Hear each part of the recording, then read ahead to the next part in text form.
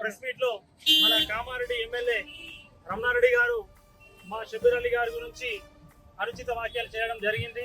దానికి నిరసనగా ఈ రోజు మా బల్వంచ మండల్ హెడ్ క్వార్టర్ లో మేము ఆయనకు ఏ విధంగా మా సార్ గురించి మాట్లాడిందో ఆ విధంగా కాకుండా రాజ్యాంగబద్ధంగా చాలా పద్ధతిగా మా సార్ నేర్చుకున్నటువంటి ఆశయాలకు అనుగుణంగా మేము పనిచేస్తూ ఉంటాము.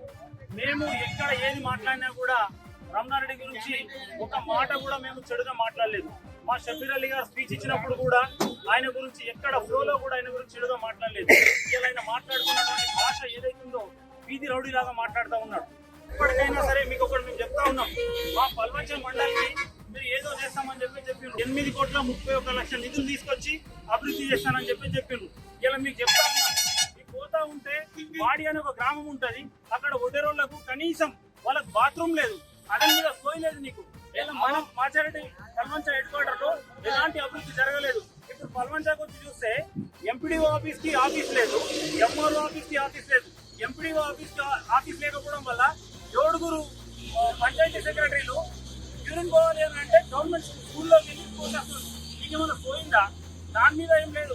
అభివృద్ధి గురించి మాట్లాడు, ప్రోటోకాల్ కావాలని చెప్పేసి మాట్లాడుతూ ఉంటావు. ఏదన్నా అంటే షబీర్ అలీ గురించి మాట్లాడు. నువ్వు గెలిచింది దేని గురించి గెలిచినావు? నువ్వు నీకు ప్రోటోకాల్ కావాలి, షబీర్ అలీ తిట్టేందుకు గెలిచినావా? నువ్వేమన్నా పని చేద్దామని చెప్పి గెలిచినావా? 150 కోట్ల నిధులు తీసుకొచ్చి మొత్తం ప్రాంతాన్ని అభివృద్ధి చేస్తానని చెప్పినావు. ఏమైనా నీ 150 కోట్లు ఎక్కడన్నా ఒక రూపాయి పెట్టి నువ్వు ఫౌండేషన్ చేసినావా? అబద్ధాలు చెప్పి మొత్తానికి గెలిచినావు ఎమ్మెల్యేగా.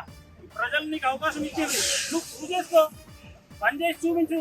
అంతే తప్ప ప్రెస్ మీట్లు పెట్టి పిల్లల్ని రెచ్చగొట్టుకుంటా, యువకులను రెచ్చగొట్టుకుంటా నీ అభివృద్ధి మొత్తం దాని మీదనే చూపిస్తున్నావు తప్ప ప్రజల మీద ఎలాంటి నీకు ఆలోచన లేదు. నువ్వు నిజంగా చెయ్యాలనుకుంటే సెంట్రల్ లో మీ బీజేపీ పార్టీ ఉంది, 2 ముఖ్యమంత్రులు ఓడగొట్టినని చెప్తా ఉంటావు. 2 ముఖ్యమంత్రులు ఓడగొట్టినట్టు భగవన్ అయితే మోడీ దగ్గర పోయి ఏమన్నా నిధులు తీసుకురా, ప్రత్యేక నిధులు తీసుకొచ్చి కామారెడ్డిని అభివృద్ధి చేయి. అంతే తప్ప ఈ చేతగాని మాటలు మాట్లాడే పద్ధతి కాదు.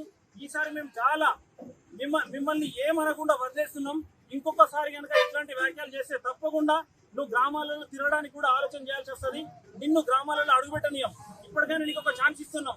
నువ్వు ఏదైతే 150 కోట్ల నిధులు నీ సొంత నిధులు పెట్టి చేస్తానని చెప్పినావో, ఎక్కడన్నా ఫౌండేషన్ వేయాలనుకుంటే రా, మా పల్వంచ మండలంలో మొదలు పెడతా, నీతోనే ఉంటాం. మేము నీకు సపోర్ట్ చేస్తాం. నువ్వు డెవలప్మెంట్ చేస్తా అంటే నీతో తప్పకుండా మేము అందరం పార్టీలకు అతీతంగా నీతో ఉండడానికి సిద్ధంగా ఉన్నాం.